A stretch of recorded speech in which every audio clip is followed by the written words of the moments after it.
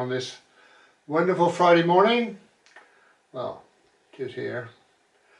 As you can see, we're in Studio 2 today. I did go and look at Studio 1. The summer house was too cold out there for me.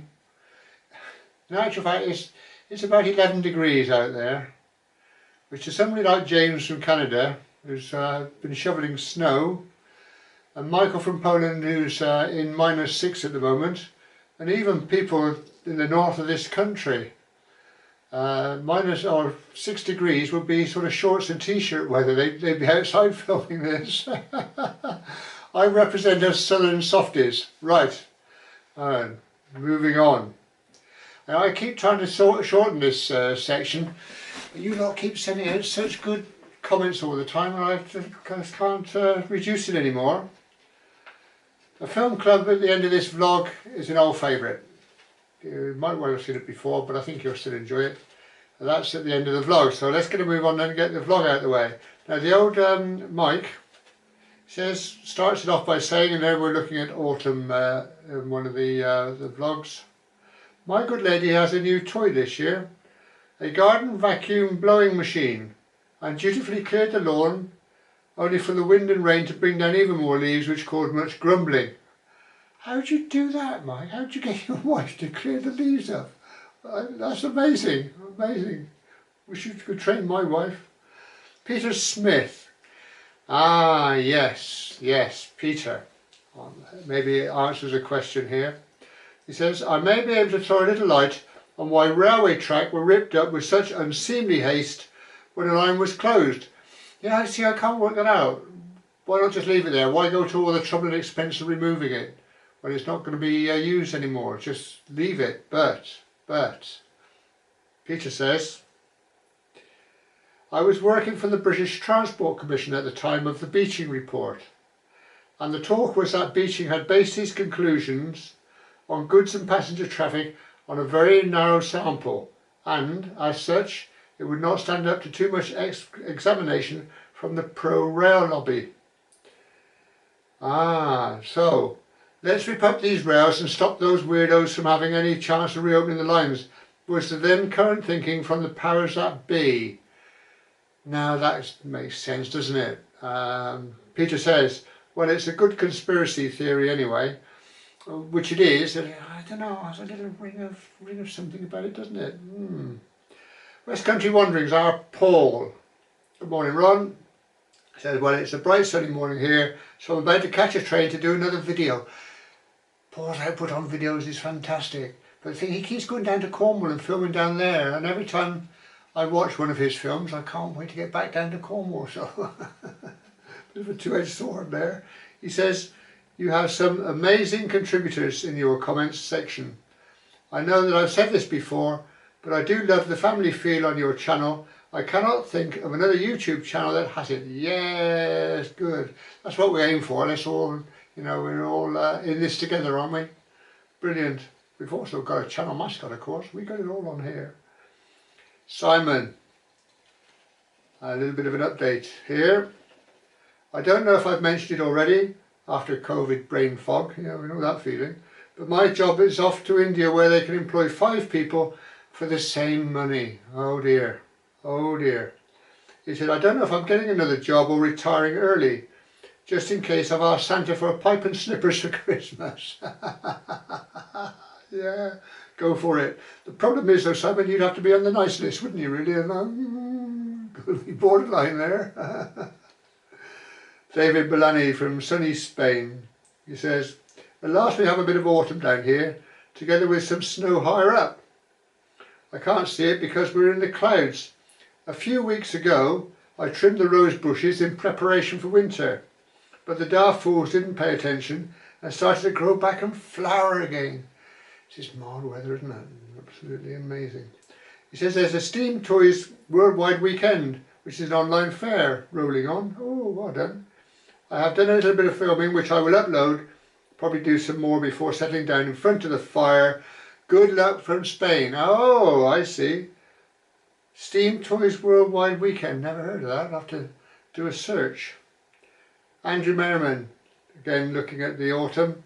Living in the country, I know how lucky we are to have peace and quiet on our doorstep. We are, and I hope we all take advantage of it, really. We ought to. Michael from Poland, 18th of November, and it's just beginning to snow. Quite normal for this time of year here. It's only a dusting at the moment, but looking at the sky, there's plenty more to come. Currently -6 degrees. Yes, I think we've covered that. Moving on. Pete Payne, going on the autumn walk. I love those sunken lanes and always wonder how long it took to get them down to those levels. Fascinates me as well, Pete. Were they dug out initially and then they've worn down even farther, or was it just water and foot traffic and horses and carts and things that took it on down? I wonder. Yeah. He said, I took Des, my crazy wide-haired Whistler, up to explore part of Grim's Dyke, part of the Ridgeway last week. Oh, lovely. He was very impressed when I told him that dogs have most likely been piddling on the same spot for 5,000 years. There's continuity for you. Yes, well done. Jim Nichols, our Jim. Jim's having a rant. This isn't like Jim. Oh dear. He says, the easy access to the countryside and to the network of public footpaths and open spaces is what most of us expats miss most about England. There is no comparison anywhere else. He said, go outside town here and it's mostly straight roads lined with barbed wire fences, no hedges or trees. And blasted dairy cows everywhere, he says, in such numbers that they are polluting the groundwater to a degree that it will take centuries to recover. Not a public footpath sign to be seen. Oh dear. Go tell him, Jim. I shouldn't laugh, should we really? Moving swiftly on. Good old Jim. I bet you feel better get it off your chest. Right. 22 was 056. This is our Steve. He says, I wish I could get out and about myself, but my aging body won't let me. Oh dear. That chair on the sleeper was a great find. This refers to one of our previous films where we found a chair where all the markings were visible, so we're trying to work them out. And Steve says, you got 3 out of 4. Hey, that's going something, isn't it? 3 out of 4. Oh, I was never that good at school. He said it was made by GKN, tick, for the GWR, tick, in 1930, tick. He said the one you were unsure of, dash 95 dash, that indicated that the chair was made to take bullhead rail that weighed 95 pounds per yard, excuse me. That weighed 95 pounds per yard, meaning the traffic on this line was light. Wow. That's clear. Next time we're looking at a chair, then we'll have some idea of what we're looking at. That's good, isn't it? Right. The film then last week was Langdon Station Site, which is being won back by Mother Nature at a fair old pace at the moment now. And we've had a comment from my granddaughter, Louise Dorothy. Amazing, we don't get too many of those. That's good. Very profound, and it's saying at least memories of places cannot be tainted with change. They remain as the image we want to remember. Wow, you've been taking sensible pills again, Lou, haven't you? Well done. Thank you very much for that. Ron then from Vintage Trains and Abandoned Railways.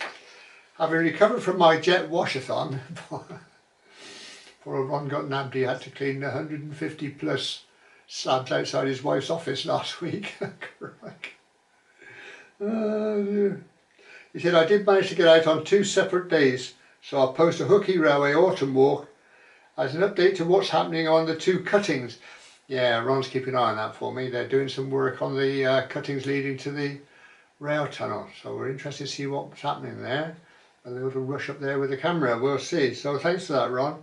I haven't got round to watching the film yet, but by the time you're looking at this, no doubt I will have done. He said, I've done a couple of wreckers on the Shipton branch line, and extra gear may be required, i.e. chainsaw, machete, thorn-proof gloves and wound dressings. Yeah, well, Langdon was a bit like that, wasn't it? Yeah, you need all of that, Ron. Another Christmas wish. Right. Martin Hall, yeah. Yeah, Martin Sea sings through sentimental eyes, I think, and he's written a piece for us on Langdown Station. I'll read it to you. Are you sitting comfortably, I suppose I should say at this point, shouldn't I? The afternoon silence is broken by the heartbeat of the locomotive as the driver says to himself, "Come on, old girl, you can do it." Nearly at Morton Station, the fireman swings back and forth, from tender to firebox and back again, his sweat mingling with the coal on his shovel. Suddenly, just round the curve, the prettiest little station you've ever seen comes into view, and with a big whoosh of steam, the locomotive comes to a halt. Its passengers get on and off its two coaches. The young porter dashes out with 2 cups of tea for the driver and the fireman. They drink it quickly and then they're off. Plumes of smoke shoot up into the sky, and with wheels slipping, the locomotive pulls away. The young porter watches as the train pulls away into the distance. Then all goes quiet again. The march of time goes by. An old man stands on the platform now. He looks at where the tracks used to be, and in his mind he can still see the smiling faces of the driver and the fireman. Then he's jolted back into the present. With a heavy heart and a tear, he says out loud, "Oh, Dr. Beeching, why did you take away my train?" He leans on his walking stick and thinks back to when he was that young porter as he walks away, never to return again. Ah, that's lovely, Martin, thanks for that. Got all sentimental myself now. Right, now then, the Battle of the Titans. No, it's not a battle. Andrew Merriman and Trev Joyce. You know, there are 2 resident main experts on here, and they've really done themselves proud this week on Langdon Station. They've done loads, and they've interacted between each other, gone back and forth, sorting out little bits and pieces, which is brilliant. It's a good read. You must go and read all those comments. You really must. They're brilliant. Andrew tends to cover the detail of what was where and how it is all laid out and what worked and what didn't. Trev tends to look at a broader picture of the history. So between the two of them, they go very, very well. You must read them both. Andrew starts off by saying, "Sorry I was late. The official, I'll get right in a minute. The official virtual mascot remembered where you'd been, and at considerable cost in treats, she took me round the area." Bribery and corruption, Andrew. Bribery and corruption, yes. So Sumac, or OVM, is the channel mascot. She'll be around somewhere, I expect, Sumac. Trevor Joyce. This is part of the backwards and forwards. "Hi Andrew, as you probably know, there are only 2 mainline standard locos." Then he goes and explains in detail all about that. And again, Trev comes on and says, "Hi Andrew et al. I'm pleased that I did interpret your post correctly, read the tramway part of the back and forth." He says, "This is typical Trev, this is why I included this bit. As I get older, I even have to start off by making sure I've got the page the right way up before reading." Oh dear. Vintage trains and abandoned railways. Wrong again. Super sleuthing. Between us, we've answered a nagging question. From the various photographs, why does only the front third of the station building sit on the platform? Because the rest is on the brick structure with the arches. I also have a photo which shows a pedestrian path along the back of the platform. Could the staff access the station building from below then? Well, that's our first thought, isn't it? Though not everybody agrees. The arches were where the steps went from the lower level to the upper level, but why would you want to access it from what's basically a field? And the actual entrance wasn't that far away, so it seems a bit odd. But, if you remember when I was filming on top, there were some rather large holes there which I kept clear of. I wonder if that would be the stairwells. I don't know. Get that one running. Malcolm Richardson says, "Seek and ye shall find." That's very true, Malcolm. The old station reveals some of its secrets. Only some. If you could clear that site, I bet there'd be tons of stuff there. Simon, our hairy golfer again then. He said, "I'm not quite sure I've seen you find so much in such a small area. Usually it's a very long ramble across various fields. One good day out." You're so true, isn't it? Yeah. He says, this is something that probably interest you as well on there. On this next section of the opening loco shots always amazed me. Lost myself a bit there, didn't I really? Sorry, Simon. It says, the opening loco shot always amazes me. The amount of deflection in the rails as the weight passes over. Yeah, and it's amazing, isn't it? And the sleepers and the rail go up and down. And yet, as we said, if you go and jump on the rail or the sleepers, they don't move at all. They seem like they're absolutely solid. Brilliant. Yeah, well done. Right, a quick question. This is to do with Simon's N-gauge railway setup, I'm imagining. Should spear point fencing be painted white or black, do you think? Well, as I said to Simon, I've seen some white, I've seen some black, and I've seen some rust colours, so take your pick, job, really. David Bellani again from Spain. Interesting to see the old crossing posts still there, and the old rails being repurposed to support the embankment. Yeah, that's true. The building with the arches must have looked quite impressive back in the day. I bet it did. I wonder if someone somewhere has a photo. Well, if they have, David, it hasn't surfaced yet, but that would be ideal. Taken from the field side so we could see what that building was all about. And then David goes on then to do Trevor and Andrew, really. He's obviously piqued his interest, so he's gone and done some research and comes out with the tramway layout, which is brilliant. So yeah, thanks, David. Another one you guys got to read. You better get started soon, didn't you? Oh, finish the film first. Rodney Masters. He says, good morning. Congratulations to Scout Duncan and yourself for another quality adventure. Oh, that's kind of you, Rodney, thank you. He says, if Santa was watching, I guess you'd wake up on Christmas morning with a spear injection machete in your stocking, along, of course, with the usual fence posts and stretchers. Yes, well, again, like Simon, that would rely on me having my name on the nice list, and my wife tells me I've got no chance of that, so I think I'm going to go wanting that one. Michael from Poland. He says, good morning and greetings from Poland. Superb detective work. Oh yes. What a pity what is left of Langdon Station is now being returned to Mother Nature. A rather sad graveyard now. Yes. I've never looked at it before in that light before, but yeah, it kind of is a graveyard, isn't it? Pete Payne. Really enjoyed it, he says. Gosh, there was a fair bit of work done for such a small station. Sort of looked like the brick building formed the foundation for the wooden one on top of it. Was that its purpose? Well, now, there you go. We're all trying to find something unique and special for that building. Perhaps that's all it was. They just didn't have room on the platform for that whole building, so they had to shove it out over the back, so it needed foundations. So all that was a foundation structure. Well, wouldn't be as romantic as a lot of our ideas, would it? Right, now, that's taken care of that then.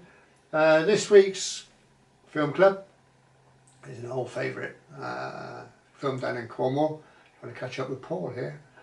It's you've probably seen it before because it's been around, but I still think it's worth another view. So we'll leave that in a few seconds' time. And then next week, oh boy, next week, the film that we're putting on wasn't filmed by me. It was filmed by my brother-in-law, Mike. Mike's been interested in railways pretty much all his life, and he's done a visit down to the Spa Valley Railway, and he's agreed to let us see his film.